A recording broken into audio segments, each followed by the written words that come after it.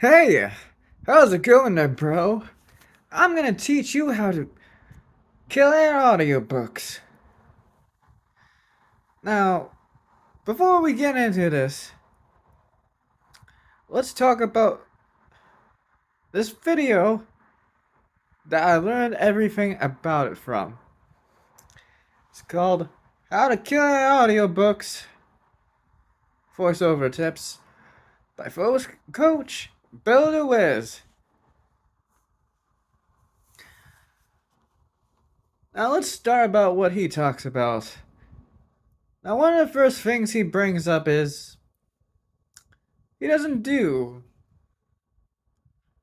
audiobooks as much anymore. And the reason for that is, well, over the years, he's built up quite the clientele. And right now, a lot of that clientele, and for financial reasons, is a lot more.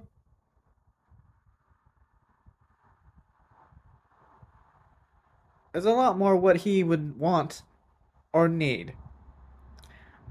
Does that mean you shouldn't do voiceover for audiobooks? No. It means that's just what he naturally went to do over the years. It doesn't mean he doesn't do it anymore. It's just that it's very rare for him to do it. He says he's done 42 books over all his time and voiceover.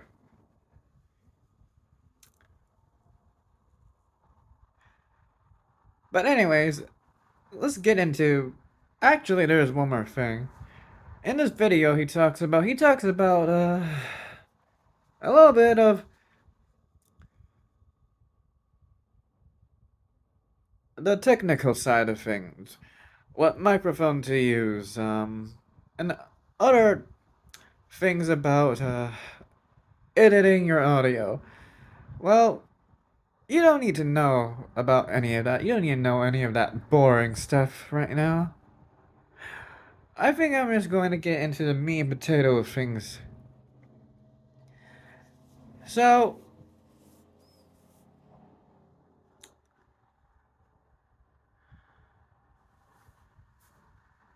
what you need to know about voiceover is obviously you don't need to be experienced to do this. You can just do it. You don't have to have the experience. Now, Bill Lewis says, I believe he comes from a radio background, but he's not a voice actor or anything.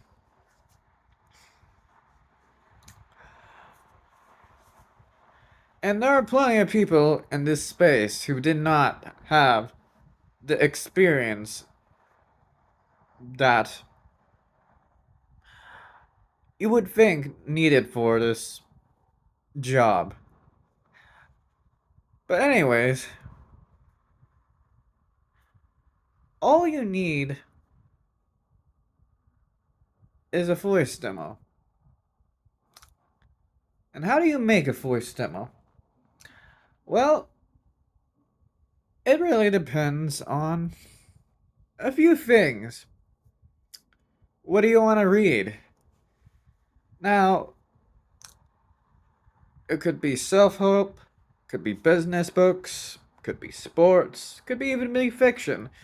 But one of the things he talks about is fiction is a lot more work because obviously it's acting, which is the kind of work I want to do.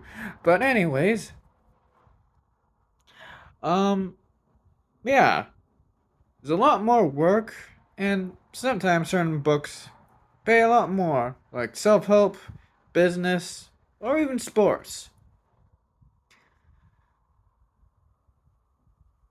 But you want to make a demo that's 60 seconds around three different books. You don't want to be the same thing. You gotta show some variation. You gotta show some spice in there. But anyways, yeah, um, there is a lot of different audiobooks and voiceover. You could get very small things, and a lot of it depends on the author,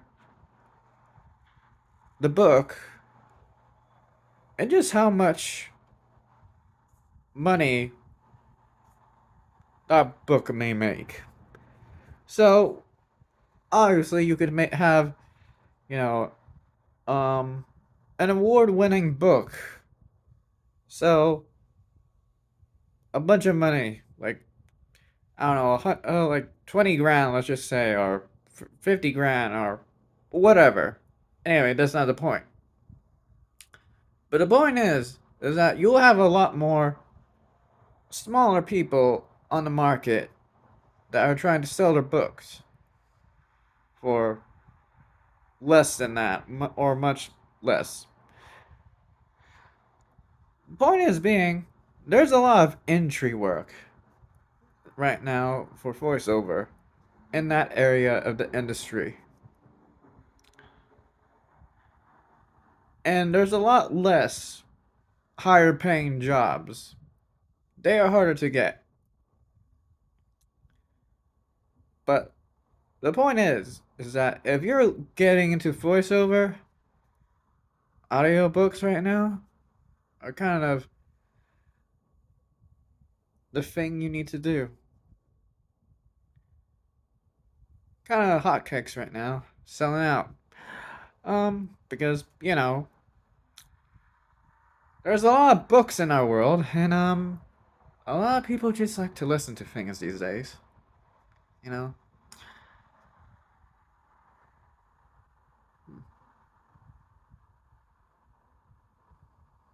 I think I said everything I needed to.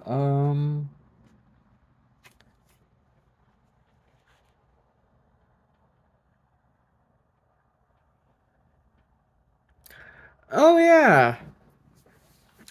One more thing I want to say is,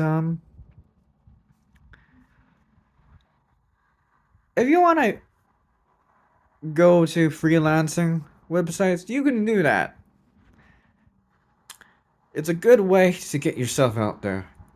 But, and build with this experience, what you need to do is directly communicate with those book publishers, those audiobook publishers, because they'll get you the jobs you need. Sometimes you just need to make an email or a phone call, ask them if they're accepting voice demos. And hey, you may never know. You may actually want a voice demo. Actually, from his experience, a lot of people will accept voice demos. So yeah, just go do it and yeah, make that money and start that job career. Um, yeah, that's it.